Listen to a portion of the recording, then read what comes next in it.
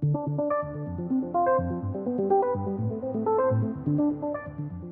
have a question here from Kaleo asking about Brexit and wants to know whether Brexit is seen as a positive or a negative given the price action we've seen recently in the pound, and asks that we just take a quick look at Brexit in a little bit more detail and how it might affect the economy. Now, thanks for the question, Kaleo. One of the head scratches in the pound's case recently has been the strength that we're seeing in the currency, despite all of the associated risks involved, as the current stance of the economy and the risks involved with Brexit are both pointing to a weaker currency and not a stronger one. So let's take a quick look through some of these key points regarding this, just to give you a little bit more detail. Now, starting with the economic outlook, the economic outlook is looking very, very bleak right now. And the hit that the UK economy took from this pandemic has been absolutely staggering. I mean, here we're sitting with an April GDP number data basically showing that the UK has essentially wiped out almost 2 decades worth of growth. And apart from that, there's growing uncertainty about employment, and that has raised many investment banks to actually upgrade their expectations for further stimulus by the BOE, with many of them recently increasing the probability and their bets of the bank actually moving to negative interest rates. And this graph from Bloomberg shows us that the number of bets that are increasing for the BOE to cut rates and go to negative by this time next year has been increasing drastically, which is also a negative for the currency, or should be rather, and paints a very bleak picture of the type of economic turmoil that the UK is facing. And that is apart from a potential no deal Brexit shock, right? This is just as is. So at this stage, the UK is also losing out on one of the most monumental stimulus stories that we've seen in a long time, which is, of course, the tremendous united push from the EU members to make sure that the economy recovers with that massive recovery fund.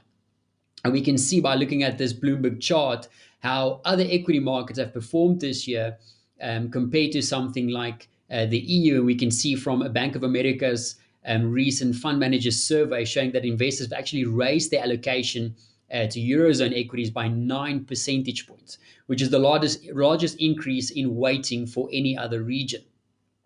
Now, if we contrast this to something like the FTSE 100, right? We can see here the FTSE 100 on this chart. Let me just quickly go back up. FTSE 100 is still down 17%, compared to some of its other European rivals. So definitely a lot to be said about the way that the market is feeling about the UK from an investment point of view.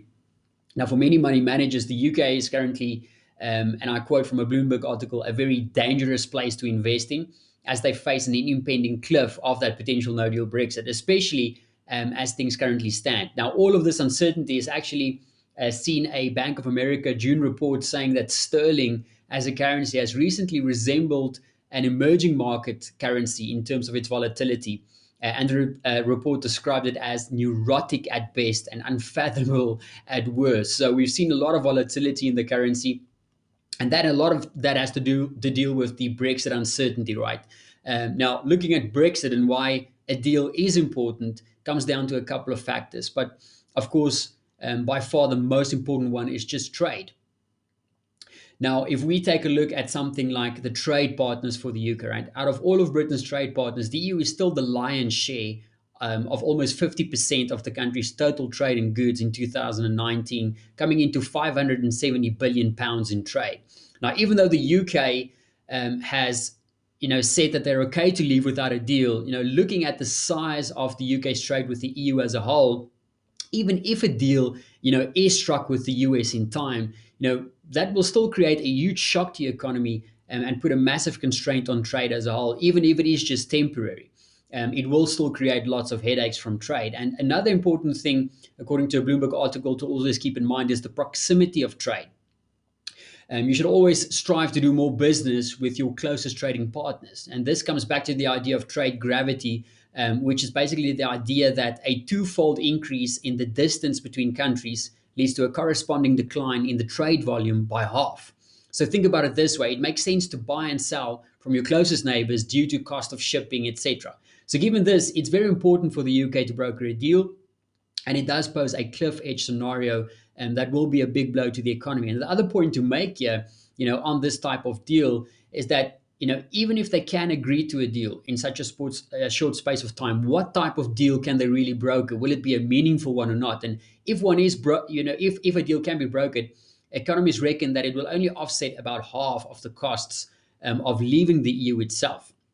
And then, let's say they do strike a deal, the devil will be in the details, right? So even if some compromises are made, the question will be what type of impact will that actually, what type of impact will it actually have in terms of trade? Is if there is a deal, but it's a light one. ING Investment Bank explains that even if a deal is there, it will still create a shock in terms of trade, as companies would need to realign with new rules and new checks and all sorts of other possible red tape that can lead to some supply chain disruptions and will ultimately negatively affect business.